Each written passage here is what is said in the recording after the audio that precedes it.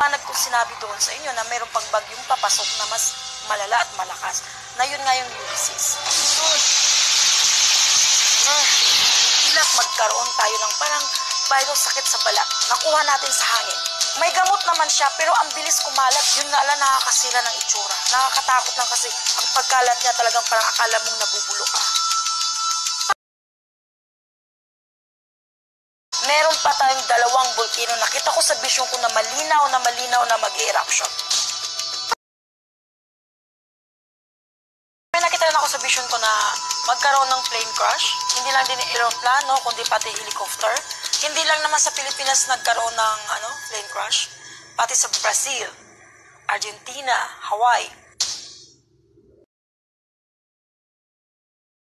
Na malakas sa The Big One. Ang The Big One talaga is mangyari yan sa 2023. Pero itong mangyari ng taon ng 2021, katumbas niya ang Big One.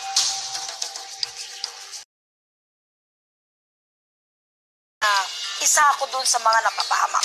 Nagkaroon ng tumusok sa hita ko yung isang sikat na sikat. Kung kailan pa kasagsagan ng kasikatan niya, saka siya nawala. Legendary siya ang tawag ko sa kanya kasi nung bata pa ako, pinapanood ko siya eh. Kahit sa anong anggulo ng pelikula, pwede siya. Matawag ko siyang legend sa kilalang babae to.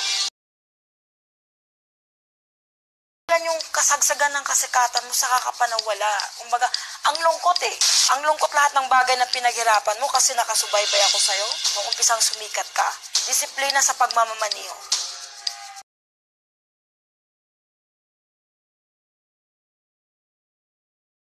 Namatay din po ito sa isang tinatawag nating murder.